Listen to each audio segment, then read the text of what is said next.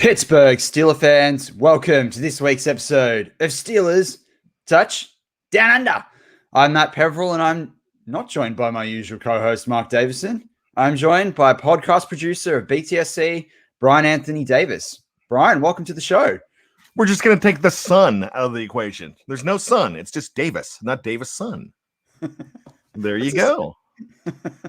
That's it. But it's sunny for me right now. It's probably not sunny for most of the listeners tuning in live, and bad for yourself. How you going in over there in Maryland? It's a nice day today. It's a little on the cool side. My daughter went camping, and I didn't get a chance to go this week. But it's kind of a beautiful day, but it's on the chilly side. I don't know if you call it chilly. If I know we're going to get into slinging the slang, but I don't know if you have chilly days. We do have chilly days in Australia. Okay, was not sure on that. But we don't have as much of the chili, the cooking chili, and I know you're famous for a bit of chili, bad. Ooh, 4-time chili champion. 4-time, there, like the Four Horsemen. 4-time chili champ. Looks like you're doing a West Side one. Yeah. Yeah. Well, the Four Horsemen, Tony and I are big wrestling guys, so it's like 4. Ric Flair, woo!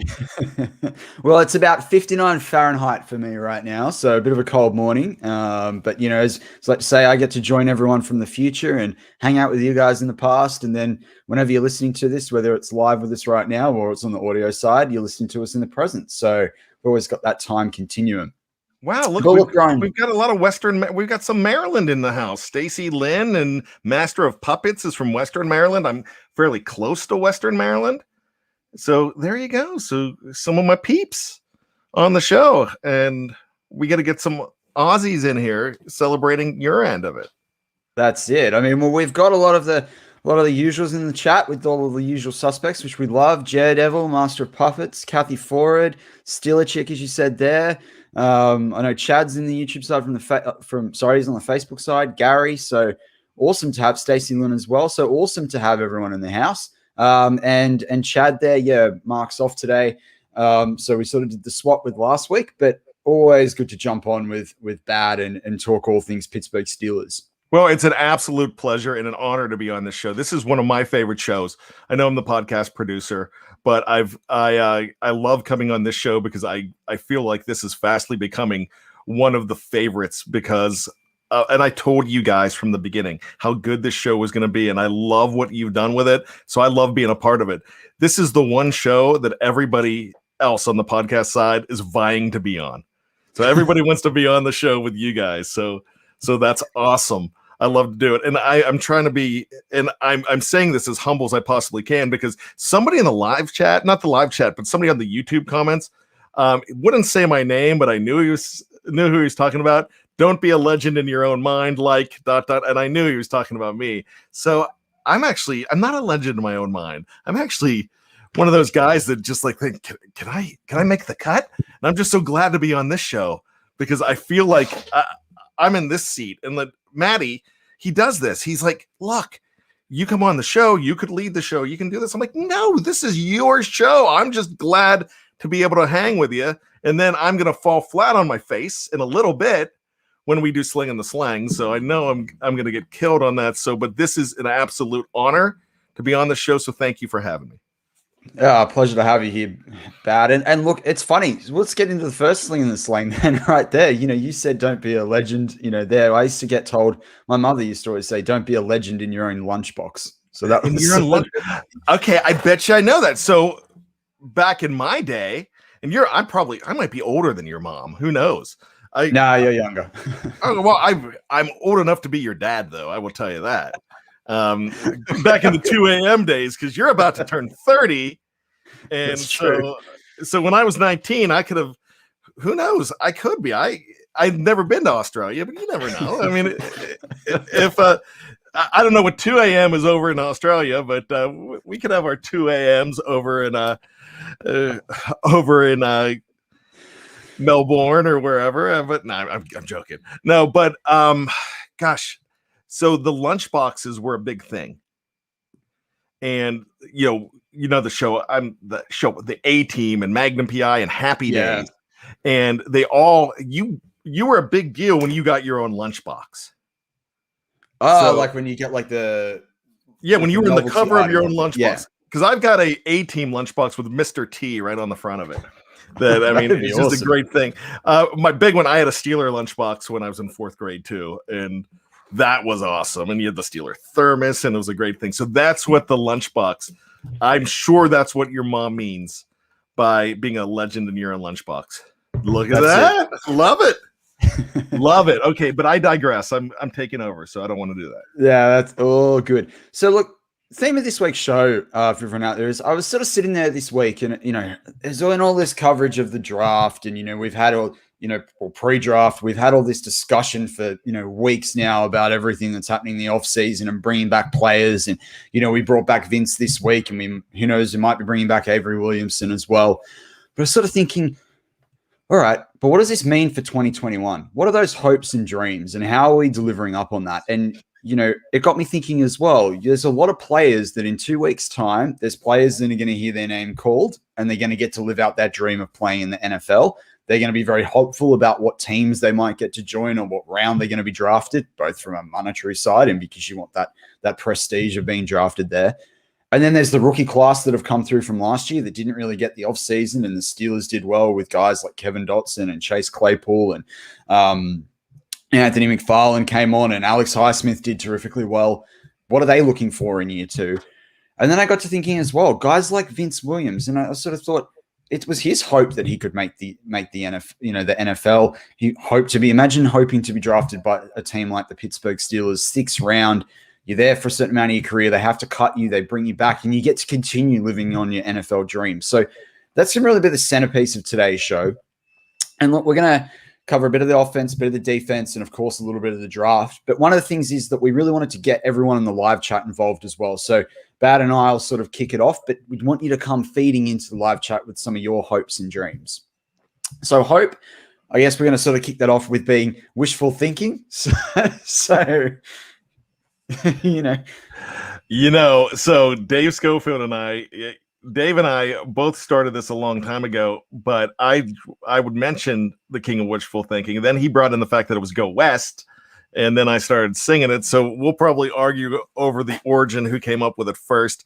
Maybe Dave, but I'm not sure. But Dave doesn't sing it like me. So I'll be over you. I will. I'll pretend my ship's not sinking. You can jump in, Matty. I can't sing. Because I'm the king of wishful thinking. I can't sing either, but there you go. King of wishful thinking. That's from Pretty Woman, the 1990 film about the unlikely love between a businessman and a prostitute. And there you go. So everybody has their hopes and dreams, just like in that movie. That's it. And so for dreams, this will be really, I think, where Bryan and I will sort of center around is, what would be that outstanding performance? But look, let's crack into it. Bryan, on the offensive side of the football, is there what's your hope for hope and dream for the Steelers on offense as a total for 2021? I think the offense is not far away from being fixed, and it comes down to one thing, and it's the running game. Now, a lot of people, this is where I love you live chat, but this is where you drive me a little bit crazy, because anytime we mention getting a running back in the first round, we close our mind to it. Well, you can't get a running back in the first round before you fix the offensive line.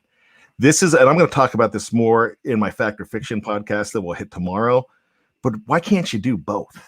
And you can. This is a perfect draft to fix the offensive line and fix the running game. James Conner's gone, and you're left with guys like McFarland, which we don't know about. You mentioned those rookies. We know a lot about Benny Snell Jr., and we know enough about Jalen Samuels. So you really need to bring in one more piece of that puzzle. They didn't do it with a Marlon Mack in free agency. They weren't able to get a guy like that. They weren't able to get Aaron Jones. Aaron Jones went for a lot of money, but they can get it by drafting a guy high in the first or second round. You can also, in those first 4 rounds, there is a plan where they can get a week 1 ready center. They can get a week, if they choose, they could get a week 1 ready. And this is all possibility, but a guy that you think that you could go ahead and replicate what you got with Marquise Pouncey in 2010. You could replicate what you got with an offensive tackle for some teams that are able to start right away. And that's a possibility. There's guys like there's Christian Darrisaw that might not fall to them, but there's a Tevin Jenkins. There's the kid from Michigan, Mayfield. Jalen Mayfield. There's the Samuel Cosme. There's guys like that could possibly start round one. And here's the thing. Everybody throws out, well, they're not going to last till round two. Well, there's so many prospects. And the reason there's a lot of prospects this year, I'm going to ask you, I'm going to put you on the spot. We didn't plan this. Why are there more prospects this year than there ever were? Well, this is a really interesting thing that you say, Brian, because I think there's a lot of people that have obviously opted out in 2020. There's a lot of people that are going earlier. There's been a shift across the NFL at a number of different positions to drafting people younger as well, and people wanting to get into the NFL sooner, not just for monetary reasons, but injuries and setting up different seasons. So that's the interesting piece for me in terms of, why they're more prospects. But the other thing is that there's not as much tape this year, in terms of these players. So when we say they held out, there's players here right now that there's just a lot less on film. People that might have had great 2019 seasons that then, might have played a game or two in 2020. I think Jalen Mayfield was one of those players that played a handful of games. Seasons were shook up. It's interesting. And people are opting earlier than ever to go into the NFL draft. People are not sitting there through 4 or 5 seasons of college football anymore, particularly in those skill positions, particularly at the running back position where you end up with a lot of miles on your legs. So I'm glad you said that. And what you said at the very beginning is what I was going for, but everything was a valid point there, everything you said. But because you had so many people sit out, Micah Parsons is one of them. Micah Parsons is still considered a top pick in this draft. Did not play at all in 2020 because of COVID-19, opted out. Somebody's got to come and replace Micah Parsons.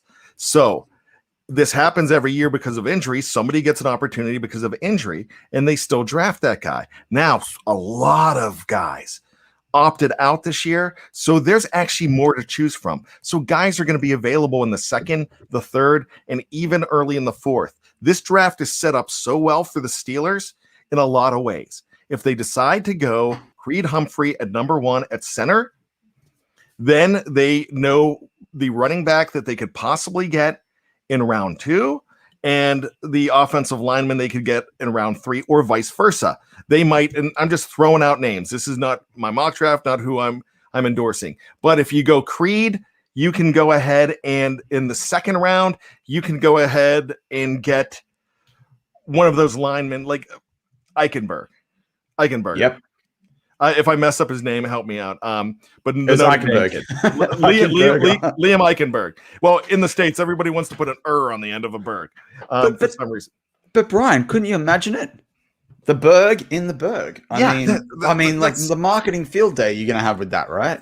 Absolutely. Then in the third round, you can get a Trey Sermon, a running back. You can move it all around. If you decide to go a running back first round, say you decide to go with Etienne or Najee Harris. That's not the bad thing that it used to be, because everyone in the last 10 years, you don't pick a running back in the first round. What if you get 5 or 6 good years out of them? You can. And then you see what happens later. But 5 or 6 good years is pretty good. Not worried about that second contract with a running back. But say you go with one of those studs in the first round. Then you go ahead in the second round, you get your tackle again. In the third round, you look at a guy like Miners or Trey Hill in the fourth, or Josh Myers. Quinn Miners, who I mentioned. Then Josh Myers from Ohio State. Trey Hill, you can still possibly get in the fourth round from Georgia. So the Steelers have 20 different draft plans, if not more. And they have all these plans and all these scenarios. If this guy goes here, then we've got this plan here. This guy goes here, we've got a plan here. So they have so many different plans. I would love to be in that war room. And this is going to be must-see TV. Back in the 80s and the 90s, they called Thursday night must-see TV because of NBC, because of shows like Cheers, The Cosby Show, Family Ties, Night Court, LA Law, then ER in the 90s, Hill Street Blues. All those shows were your Thursday night staple, and that's when NBC started winning it and became must-see TV. Thursday night of the draft is going to be must-see TV, but so was Friday. And yes, Felicia, we can get 2 RBs. I'm loving Chris Evans out of Michigan in the 6th or 7th round, and they have 2 7-round picks.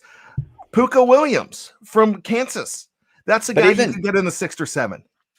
But even if you see Jamar Jefferson fall as well into the 5th, and you move up there, if he falls to 6, I mean, if he's sitting there and you can do it, why not? I mean, there's another guy out of Oregon State that can do a bit. He's not going to be your complete feature back, but he's a tough customer. So I agree, Felicia. There are going to be some guys, but as you said, Brian, there as well. What Chris Evans did at Michigan when he could open up that hole.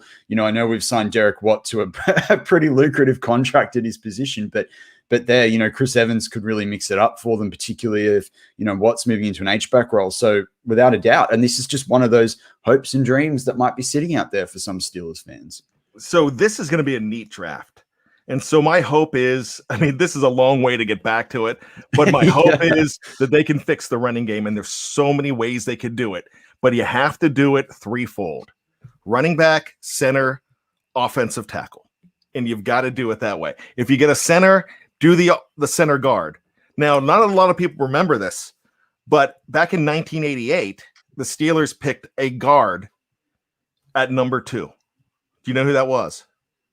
That was Mike Webster?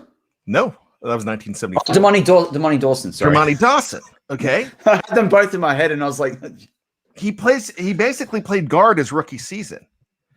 In the 3rd round of the 1989 draft, they picked a center named Chuck Lanza. So they figured, okay, we have our center of the future in Chuck, and then we've got Dermani, we got Dirt. He's going to go ahead and be our guard of the future.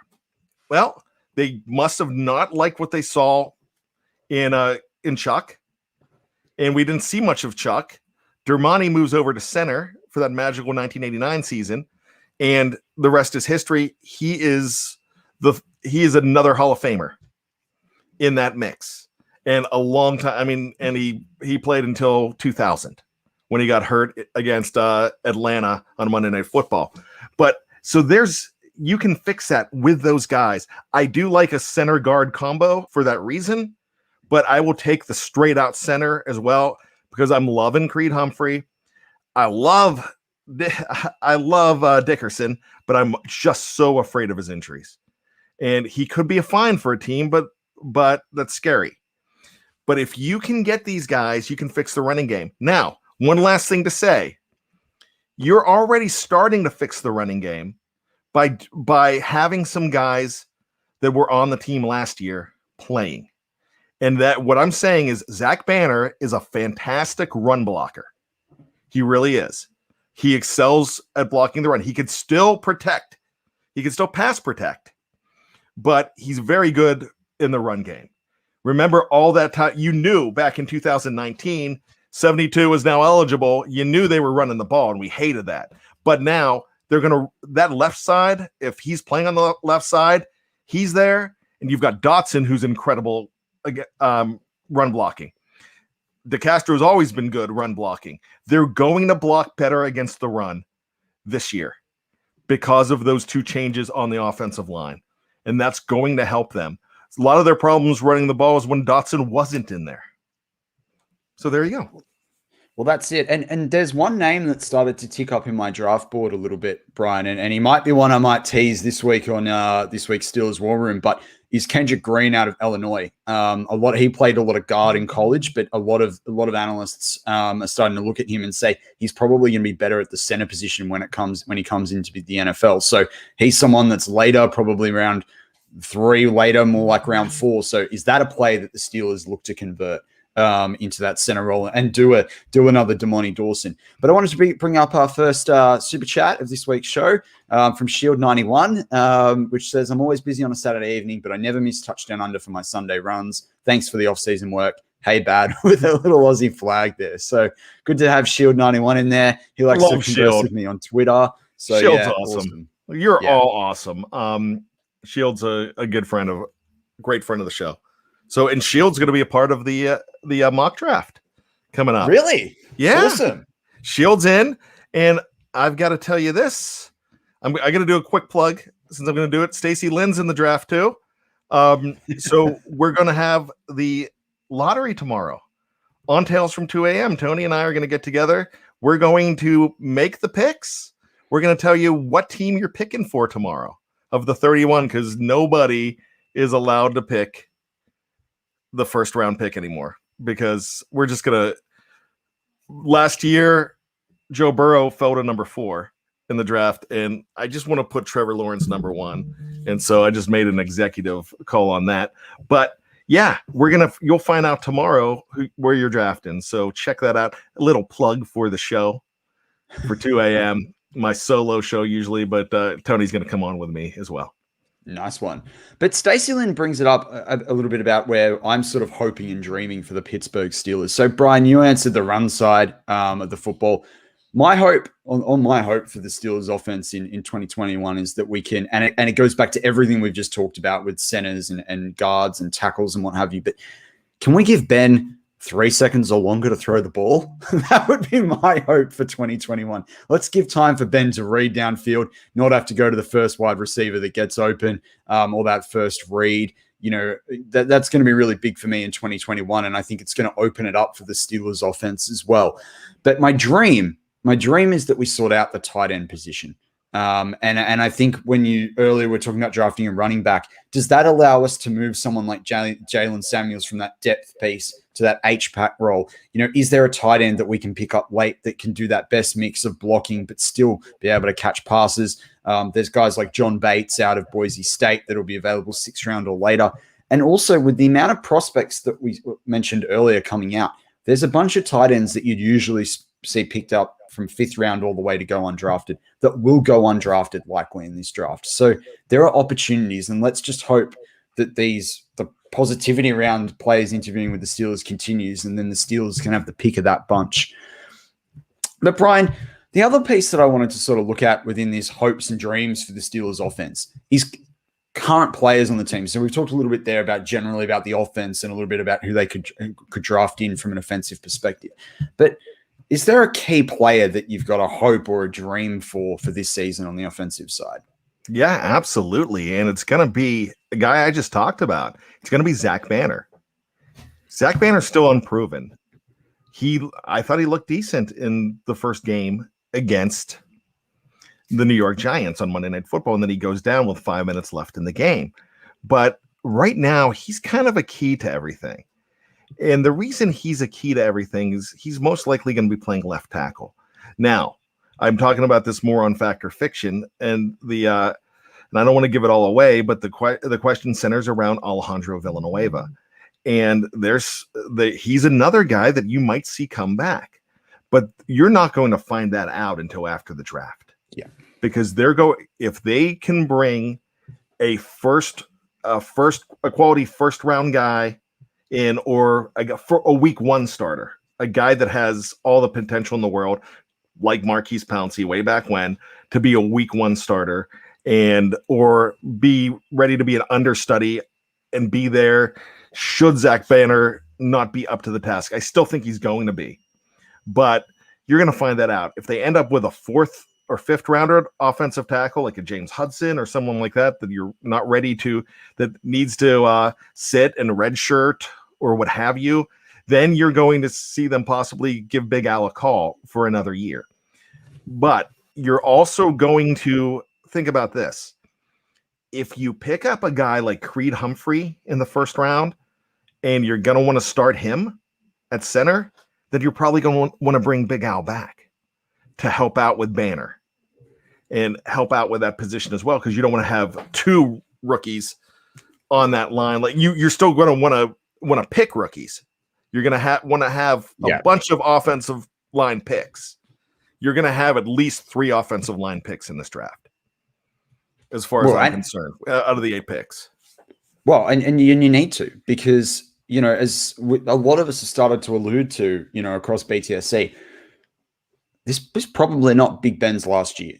No, but if we want more years out of Ben, beyond even 2, we've got to, and it goes back to what I was just saying earlier about giving him more time to throw. We've got to protect him, and we've got to protect him properly. And even still, we want to make sure that we've got experienced, good offensive linemen for when we do bring in the next rookie quarterback, to give that person time to throw. Let these players develop and let them do it in the right way. So I completely back you on that one, in terms of we need to come out of this draft with 3 offensive linemen, and that might even be someone that, that's a massive project that sits there, that goes undrafted, or it's a 7th round pick or what have you. I mean, as we all know, though, anything past sort of that 3rd round could be very developmental. Guys like, Spencer Brown from Northern Iowa, I'd love to bring him in, but I'd love him to be mentored by an Alejandro Villanueva.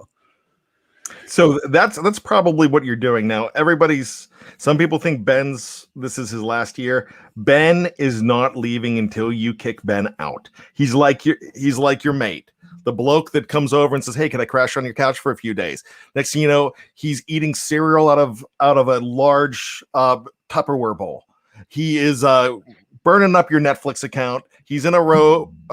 You come home from work. He's just there saying, "Hey, what's up, bro?" And then your lady walks in and he's like, "How you doing?" It's that guy. He's just not going away until you say, "It's time to go."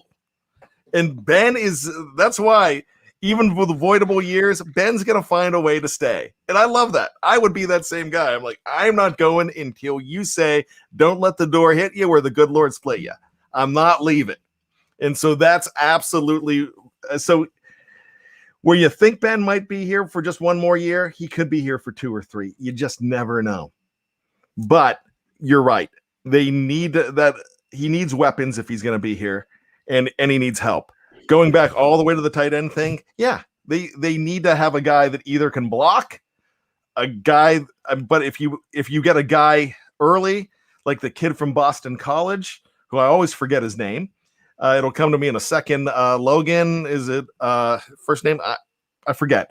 But the kid from BC, or Tommy Tremble, a guy like that. If Brevin not, Jordan out of Miami. Yeah. I mean, but he's probably going to go first too. I reckon he's going to go latter into the second now. And you're not getting Pitts. I mean, it would be awesome to get Pitts. Or if you're waiting all the way till like down late, then you want to get a a Matt Spaeth type of guy. A guy that's you're not going to throw too often. When you throw to him 3 times a year, you're going to hope he catches it 3 times. But he's there to block. It's a Pro Wells from TCU. There's guys later on in the draft that you can look at. They're probably looking 6th or 7th round for a tight end if they can't get one early.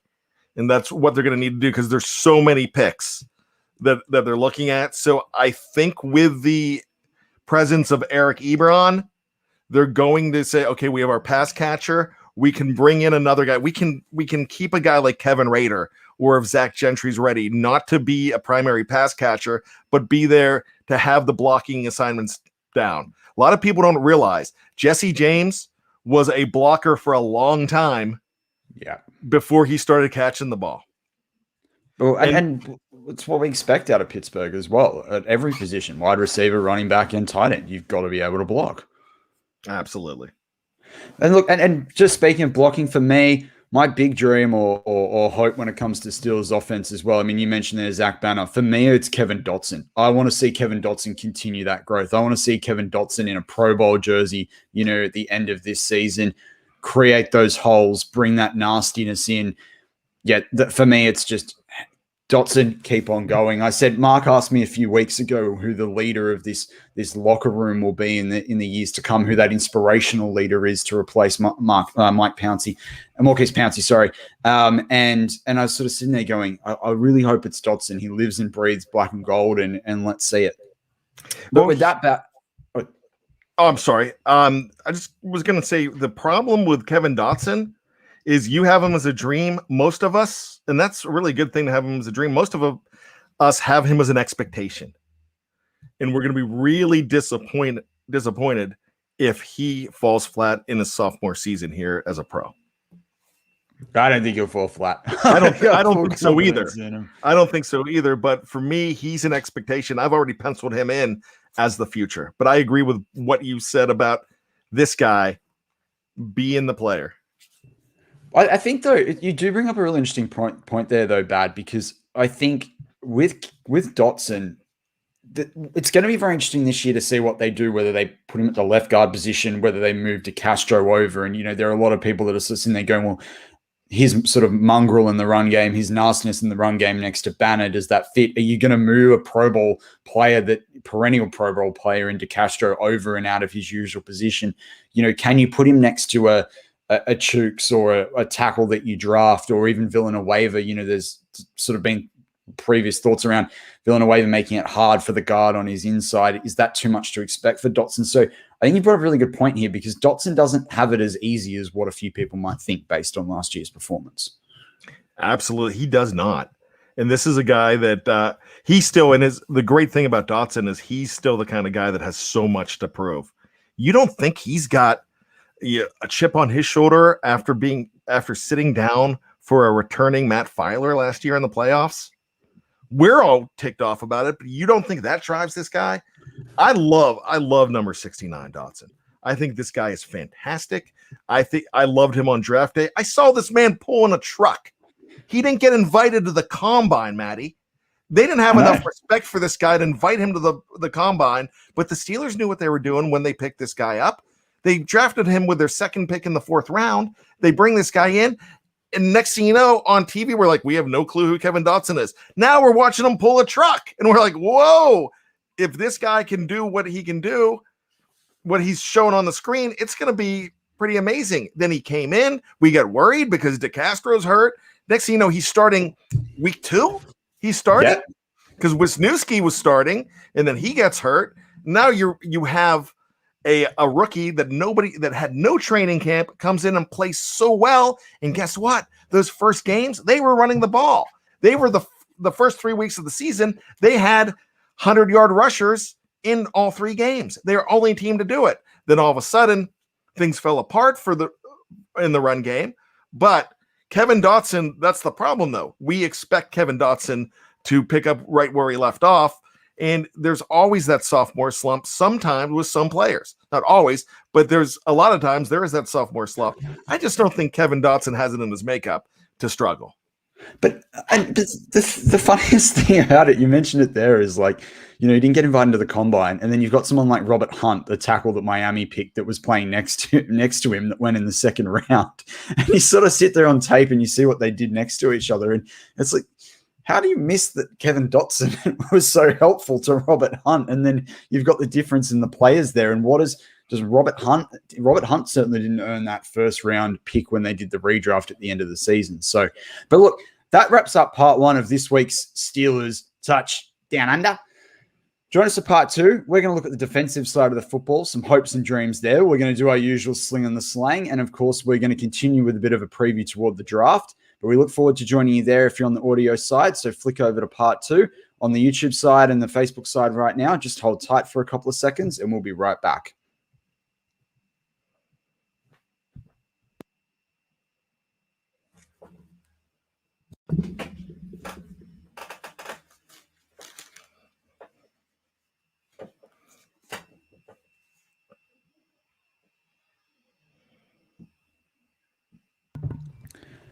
Pittsburgh Steelers fans, welcome back to Steelers Touch Down Under. Can I try it? I'm dying to try it. Go for it. Do it. Touch Down Under. Is it even better? Welcome back to Touch Down Under. That was better. That was better. Jeff Hartman claims that his kids run around the house going, under, now because of your show. I know if my kid heard it, I know if Connor heard it, he'd be all over Touchdown Under. I've got to say, though, credit where credit's due, because we give a lot of stick to Jeff Hartman. His under is actually pretty good. His is pretty good. Yeah, this is really good. And yeah. I got to answer a question. No, it's not a Lynn Swan jersey. It's the other side. It's number 82. This offseason and last offseason, I lost so many jerseys. Rosie Nix is gone. Lose that jersey. I just got Vince Williams back, but I lost my Bud Dupree. I lost James Conner. I've lost so many jerseys. I'm going strictly to Hall of Famers now. So this is Johnny Stallworth. Nice.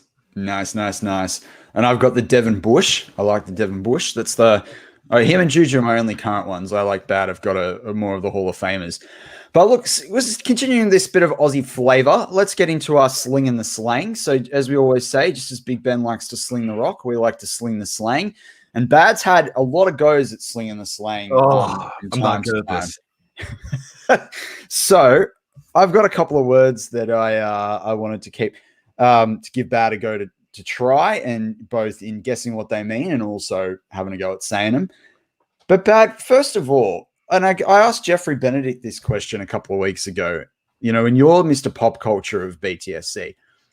Do you have any questions for me about, you know, any understandings you've got of Australia, or any preconceptions that you might have over in the US, or any myths to bust before we crack into your couple of Aussie slang words? Okay, so Crocodile Dundee, kind of back in 1986 when that movie came out, Paul Hogan. Yep. And everybody wanted to go around saying, that's not a knife. This is a knife. Do people, is the Australian outback that crazy and that scary as they made it seem? Yeah, I mean, there's a certain number of people that die per year in the Northern Territory, which Darwin's the capital of, which is kind of like the state of crocodiles, that you literally, if you go out bushwalking, you will find crocodiles. Like I think though that it's a lot more, the outback in Australia is a lot more barren than what people realize. Like, Australia's one of the funniest thing is we're one of the largest, you know, countries, we're the smallest continent, and Jeffrey Benedict and I were talking about this, you know, 5 or 6 weeks ago, but there's a large part of Australia that is just completely uninhabitable for human beings. So, I mean, to go back to your question about as dangerous, I mean, we've got 5 of the top 8, world's most deadliest snakes. You know, but I think it's more the harshness of the environment that's going to kill you before an animal does. And I mean, when you talk about snakes, the average human makes so much bloody noise walking that, you know, you're not going to see that snake's not going to be around. So it's, yeah, I don't know. We're pretty tough down here, though. We just sort of get on with it, you know? I see. So now here's another question for you. Yeah. Do you know who Jacko is? Jacko is in Hugh Jackman? No. See, that's our nickname for Hugh Jackman. Okay.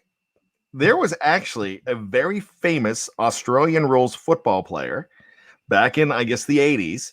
Maybe the late 70s, the 80s. Named Gary Jack. Might have been Gary Jack. No, not Gary Jack. Okay. Mark Jacko Jackson. And he was after the whole Crocodile Dundee phase, he started doing Duracell commercials in America. And he was an over the top Aussie.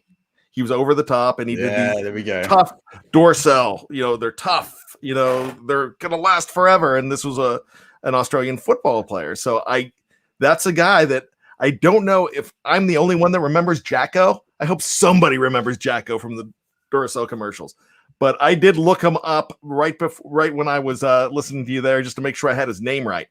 And yes, it is Jacko. So there's a guy, check him out on YouTube from way back, a Duracell commercial from way back.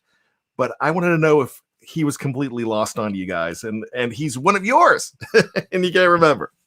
Well, it's funny because Jacko, the other one in rugby league, is Chicka. They're sort of names that are like, you could say Jacko in a particular Aussie sport, and there'll be like 10 legends that are all Jacko. The same thing in rugby league. You could say, oh, Chicka was a great player, and there's probably 3 players in every decade. So it depends on who you're talking to in terms of who they're talking about. And I have not seen that commercial in years. But I wanted to bring up Bad, where he said oi there. I bring up Ryan, who said oi there. And then again, we have a chant in Australia around Olympics and what have you, which goes Aussie, Aussie, Aussie. And then you say oi, oi, oi. And that's a very Australian thing. It's at different world sporting events as well. So just fun fact there. But Bad, let's crack into some of these 5 words. So I'm going to say the word, and then I want you to tell me what it means. And then if you feel game enough, you can have a crack at saying it. Okay.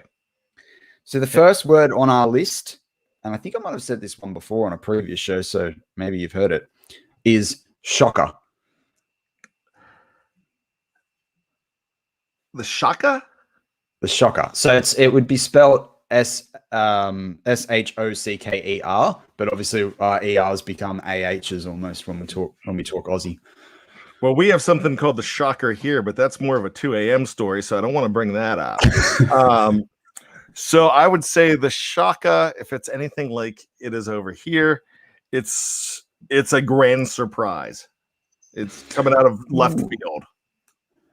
Yeah, that can be used in that context here. But for us, generally, a shocker is, oh man, that guy had a shocker. So an awful performance on the field. So he just had a bad day. Like, so Matt Filer against the Browns in the playoffs.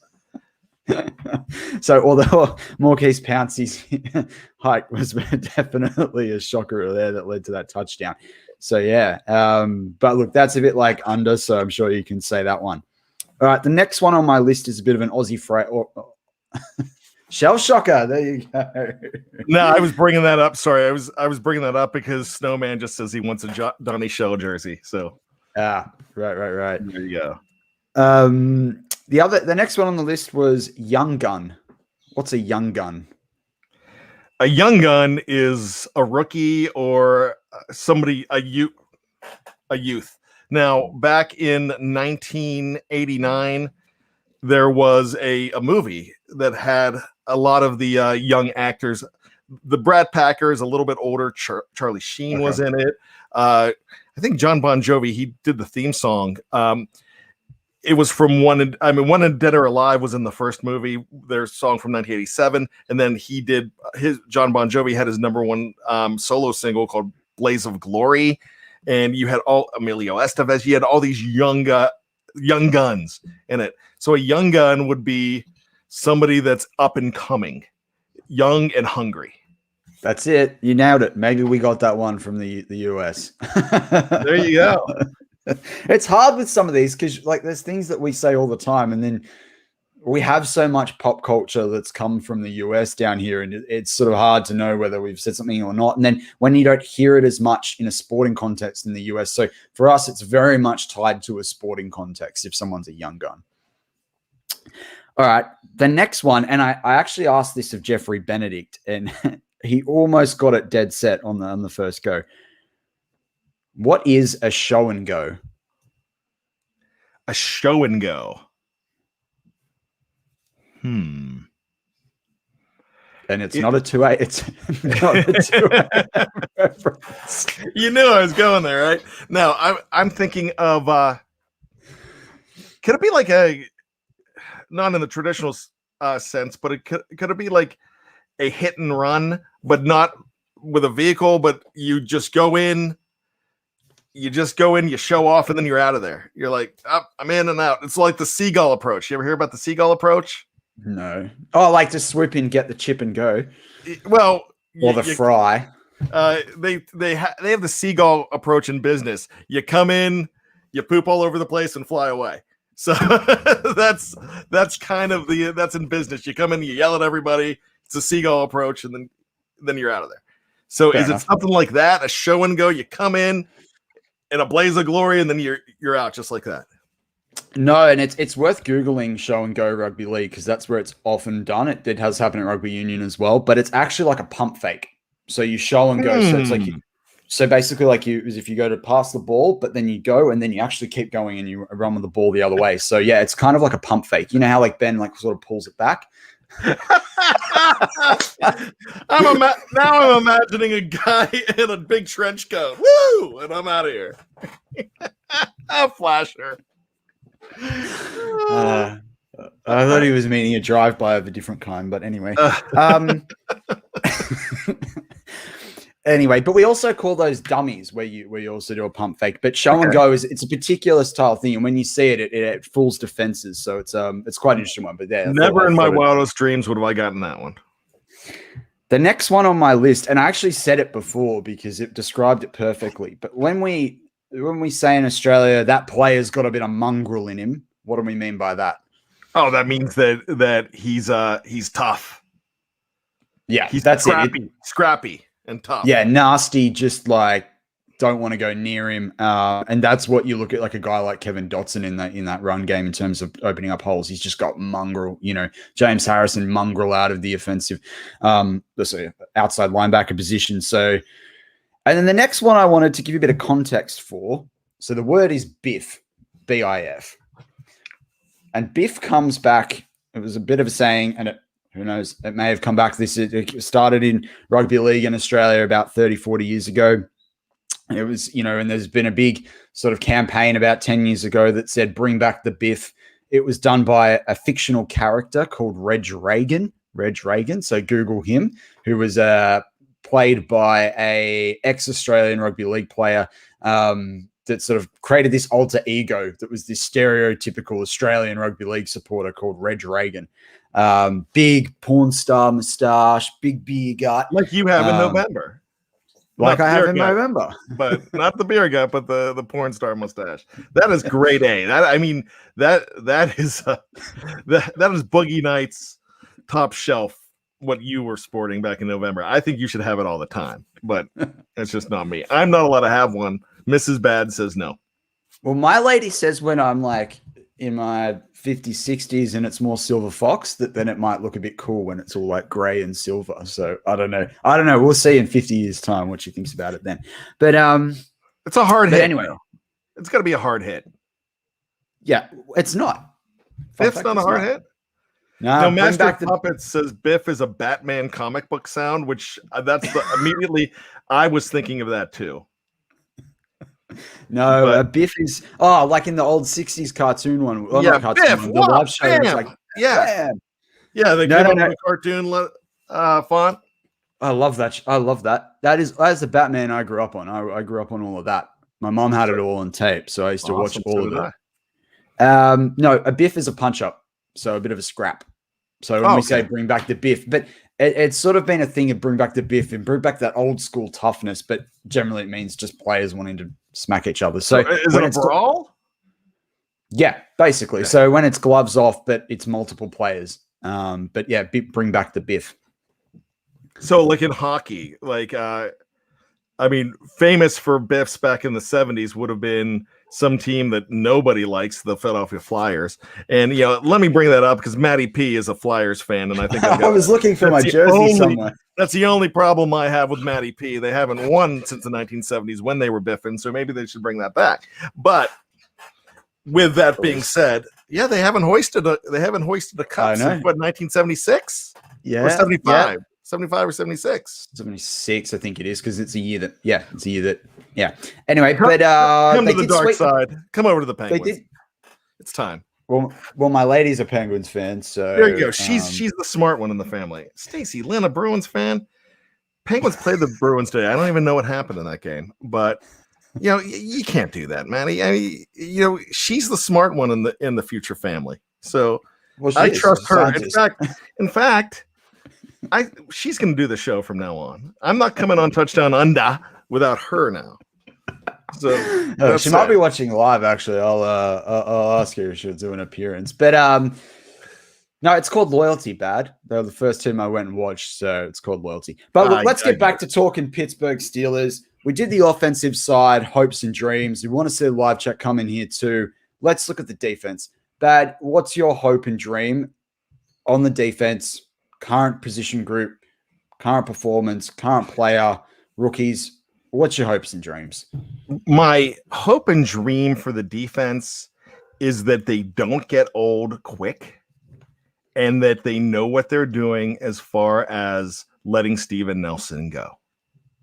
I kind of think that they saw the writing on the wall with Steven Nelson. They knew that after next season he was gone.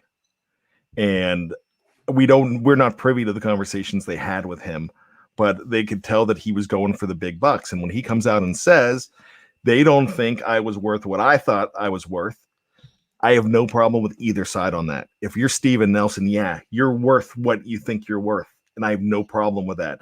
If you can get it, go get it. The Steelers, they have to protect their side. But what I'm afraid of is that secondary.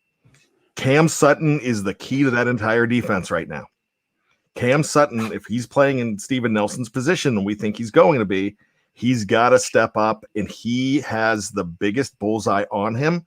I think he's talented. I like Cam Sutton a lot. I'm glad they brought him back. But if anybody's on the hot seat on that defense, it's Cam. But Brian, this is an interesting point because I saw it with Vince this week. And I said it in War Room this week as well. Nelson's sitting there still unsigned. Now, he's in a Villanova waiver class for me where it's players that can fill a need, but teams are sitting there and going, well, let's see what happens in the draft. But there are some decent cornerbacks, some really good cornerbacks in this draft. But for the teams that need them, there's a lot of those teams that have multiple picks in the not just their standard pick in the first and the second round of one. There are teams that have got multiple picks in either round or even both that need cornerbacks. And the first team that comes to mind is a team like the Jets or the Cowboys, but Jacksonville too. What if we come out of this draft and the Steelers have picked, a linebacker in the second or the third, they've gone tackle or center in the first and second, and they've gone running back in the first or second? Do you see a situation where Steven Nelson ends back on the Steelers roster? Or do you think that they're too far apart now? There's a lot of pride that's going to go into that decision to come back, especially with the things that he was saying. And like I said, I'm not jumping on Steven Nelson whatsoever. I believe that you know what you're worth and you're going to try to get it. It's going to be awfully hard for him to swallow that and come back if he doesn't get signed. I think there's a market for Steven Nelson. I don't think it's as high as he thinks it is. It might not be as low as the Steelers needed it to be. Yeah. But he said those magic words, I outplayed my contract.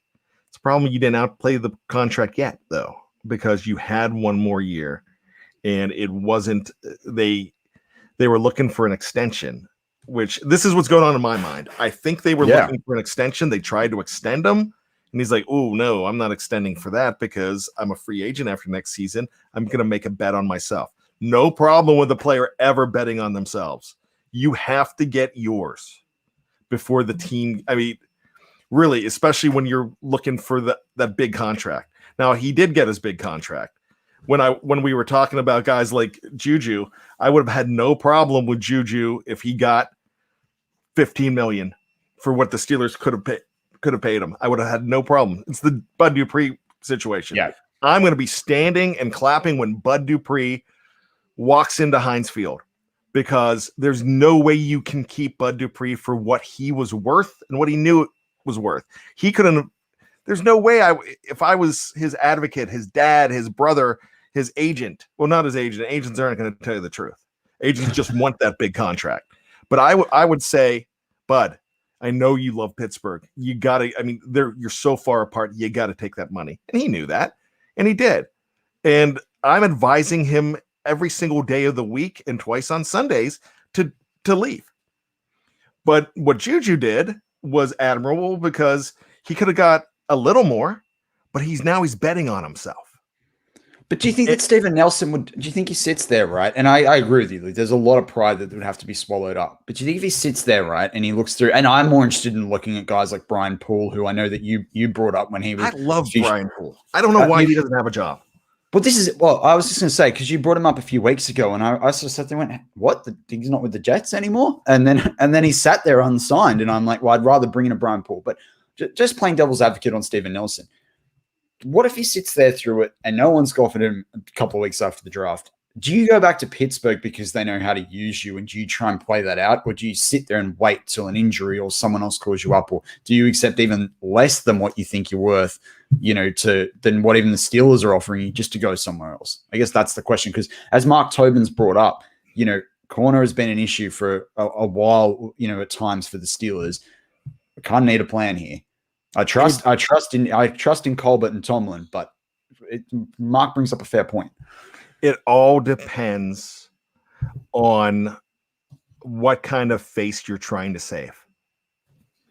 Now, you can say, hey, and I would have no problem saying this. It's like, hey, I try to get the money elsewhere. The best fit for me is taking a 1-year deal to go back to Pittsburgh. And he might be willing to do that. I just think that's less likely, because if it's a face-off situation, he's going to go somewhere else. Yeah. If it's a face-off, if no one's close. And I don't think the Steelers are going to be miles away from somebody else. So I just don't think he does come back for one of those reasons. But it's also a measure of a man too, to say, okay, you know what? I tried. I'm going to give this another go, and we'll see we are next year at this time, but this might be a good opportunity. I like what's going on there elsewhere. He might look at what Tyson Alualu did. He might look at that and go, well, you know what? Tyson had a change of heart. Maybe as I'm sitting here more, maybe I should have stuck around. And plus, you look at what Vince Williams is doing now too. Now, Vince Williams did not leave on his own accord, but Vince Williams was offered more money elsewhere, but wanted to go back to Pittsburgh. It's a 1-year deal again, but it's another year in Pittsburgh where he's comfortable, and he doesn't come back if he doesn't think that this team has a chance. That's right. And that's it. Do you want to be part of that, of a contender team, which still are always a contender? You know, we will be again this year. You know, and that's the question Steven Nelson's got to ask himself. But because I'm privileged to have you on today's show, Bad, and because we looked at some rookies from last year that we have hopes and dreams for this year, what is your hope or dream for your son, Carlos Davis, this year in 2021? Oh boy, that joke just got legs, and now it has wings. It's flying away. My son, Carlos Davis. You know, I really love the fact that here's a guy that was a 7th round pick that nobody believed in this guy. And maybe the only reason I believed in him is because I was staring Daniel McCullers in the face, and I realized that, God bless Daniel McCullers. He made a great career in Pittsburgh and stuck around that long. And he had some flashes, but I mean, in a game or two, would come up with a big play, but for my mind, they weren't enough. And mostly flashes in the plan. Yeah. And then you have a guy that's a twin. He comes in the 7th round. He was supposed to be not even the best of his litter. His brother was supposed to be a better player than he was. So then he comes in and he scraps and he fights. He was a little bit of what do you call it? The scrapper. What did we talk about? Was it a mongrel? Not mongrel. Shows a bit of mongrel. Yeah. So he fought and scrapped. And next thing you know, everybody thought this guy was a practice squad player. He didn't spend any time on the practice squad. I don't think he did. And he just kept. No, he didn't, did he? No, I don't think he did. I think he was on the start and then he wasn't. Anyway, I'll look that up. But he kept working. And so my hope is that he becomes a depth piece. And you find out, you basically have a steel cage match between Isaiah Buggs and Carlos Davis and Chris Wormley for that top reserve position on the line, especially in the middle there. Now Wormley's he's versatile. He can play on the outside. He can play in. He was kind of brought back to be the starter, and I don't know if they make that deal with Wormley if they knew Alu was coming back, which they didn't. But I think Wormley's still valuable. But you're gonna look for a guy, somebody to emerge between Davis and Buggs. And hey, they already had a scrap on the sideline in the Cleveland game. So bit of biff. Yeah, they had a biff. They had their own biff. And you need somebody to emerge from there. And I need one of them to do it. Excuse me, not I. The Steelers need one of them to be able to do it. And it would be great if they both show up. But one of those guys can emerge, and eventually, who knows? If you have a late round guy like Buggs or Davis become a starter, that's going to be amazing. But I love the moxie of a guy like Carlos Davis and what he's accomplished in this league. His rookie season hasn't done a lot, but he was on the roster. And that's a hard thing to do these days for a 7th round pick. As Dave Schofield says, what is a 7th round pick? Did you hear him say it the other day? A developmental player, a gamble, a punt. A 7th round pick is a guy that doesn't have. Maybe I'm not doing it justice, but a guy that it's an undrafted free agent that doesn't have a choice. Is what it is. That's what a 7th round pick is, basically. It's like he doesn't have a choice to go where he wants to go. Yeah. I bet you there's a lot of people in the 7th round that would be like, "Don't pick me. I get to choose where I go." Yeah. And the money's not that different either. No. So And you're right. He sat on the roster the whole season, and it was McCullers that went to the practice squad, and then he got taken by the Jacksonville Jaguars. I think they took him off that practice squad. But that's was the next Jacksonville or was it Indy? No, I'm pretty sure it was Jacksonville. I thought it was Indy with McCullers, but I could be wrong. I think he might have ended up there.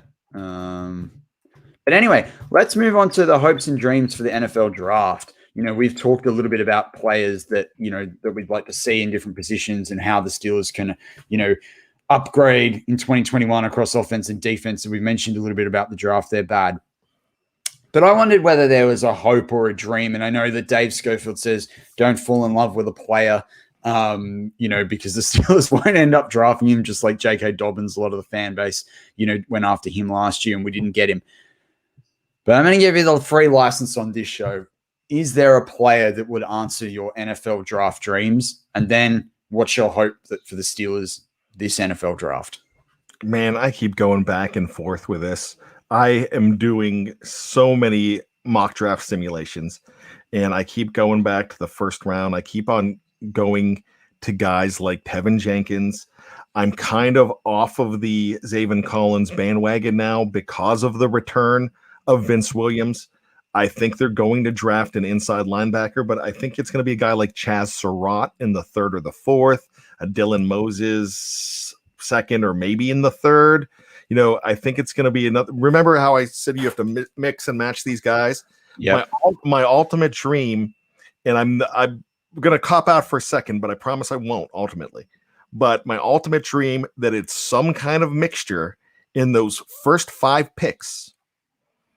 And 2 in the 4th round, my first 5 picks, it's some mixture of corner, center. We need the season there. Corner and center, running back, and offensive tackle. Now, there is a guy that he's not a first-round pick that I'm going to talk about, but I'm in love. My draft crush, and we always have these draft crushes. I have a guy that's a late 4th round and 5th-round pick. It's Anthony Schwartz. I love this guy. I know he's a wide receiver, but that's the perfect time to take one there. With that blazing speed, you've got your kick returner. My apologies to Ray, but I would love to see a guy like Schwartz come in and get an opportunity. I love his size too. He's 6'1", and he's that fast. So I'd love that guy. But ultimately, I go back and forth. I mean, I'm contradicting myself when I went, if you go back in time, I say you don't need to get a running back in the first round because you can get that great running back second or third, which you still can. But the guys at the top, I absolutely love.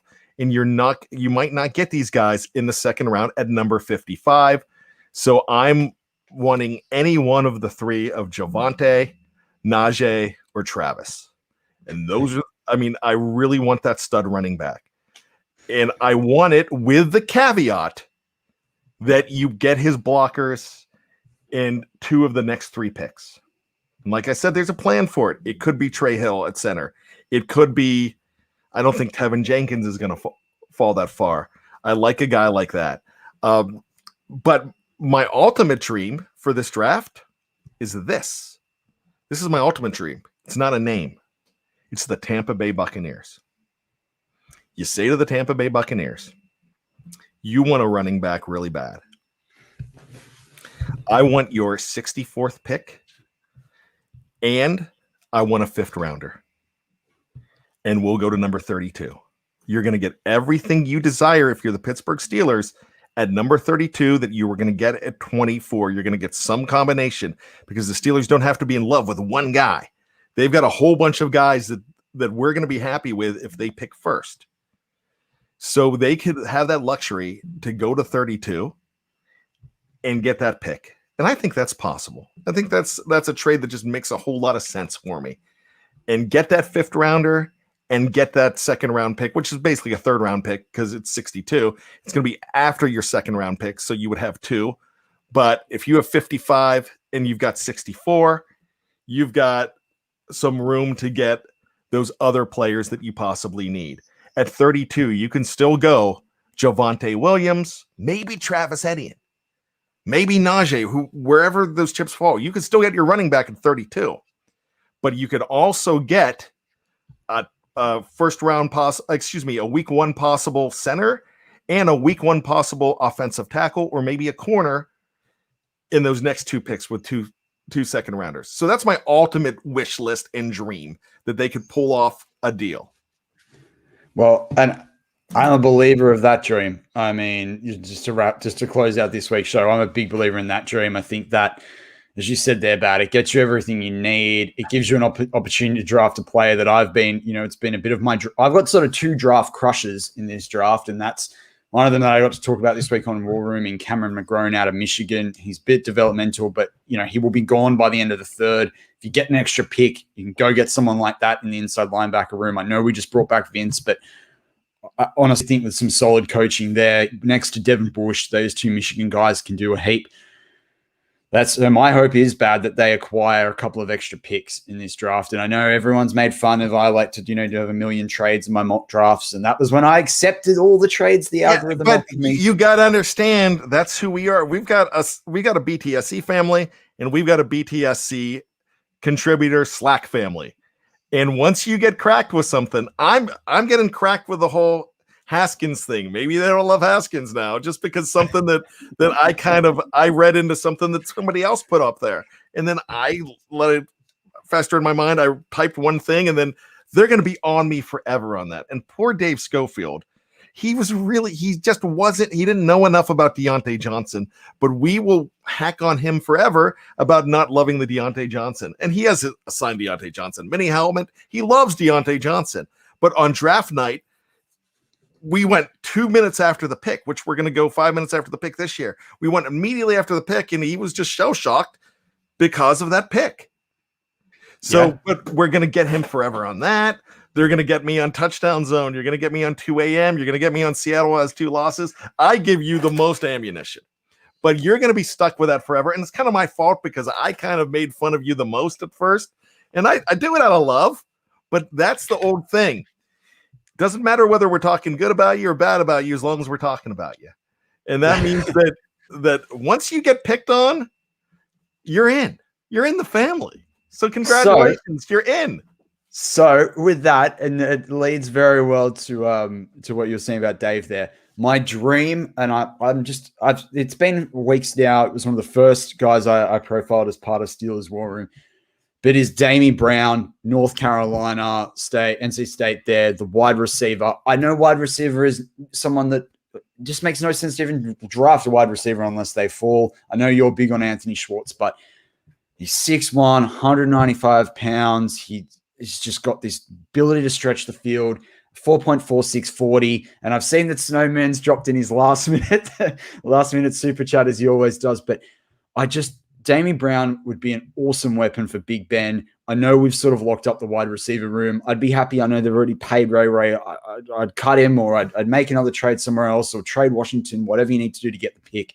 But Damie Brown out of NC State, I love the pick, love the player, love what he does on tape. He needs a season or two to develop, which is really great, because we may not have Juju next year. We may not have James Washington that next year after that re-signing period. We may not have Deontay Johnson a couple of years after that. So let's keep that wide receiver room coming in. We know Kevin Colbert can draft him. It's probably, it's his second last draft, because he's contracted till the end of the next draft. Bring a player in that's going to do another, 3 to 4 seasons for the Pittsburgh Steelers there, and hopefully more after that. Well, so go ahead. I don't know. Go for it. I was going to bring up Snowman Super Chat. Oh, go ahead. Do that first. And say, Snowman, quickly, we're doing well with the rain. It's sort of settling down here. It's actually a beautiful sunny day. Not a cloud in the sky today, so it's beautiful. Thank you for asking, though. So let me bring up the rain. You need to have players for a rainy day. You just don't have players for 2021.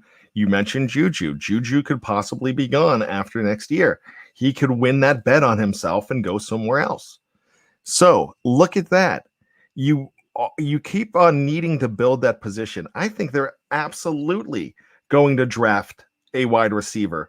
It could be a guy, that kid from Louisville, late in the 6th round. It could be a guy like, is that Daz Newsome, or is Daz Newsome from somewhere else? But it could be. Oh, Daz Newsome had a terrible pro day too. Like he's gonna fall. So he's someone that's interesting. Do you take that punt? Sage Surratt as well could be around in the Sage is out there. So Wake Forest, right? Sage is from Wake Forest. Yeah, Wake Forest. Yeah. Okay. So you have an opportunity to pick guys in the 6th round. Heck, look at what the Ravens did last year with James Prochet and Devin DuVernay. I was about to say on day 3. DuVernay had a great rookie season. Not a great rookie season, but a very promising rookie season, and he could be a weapon for that team. So you have to do that. Now, I have to finish up Fact or Fiction as soon as we get off of here. I'm going to record it. I only have 4.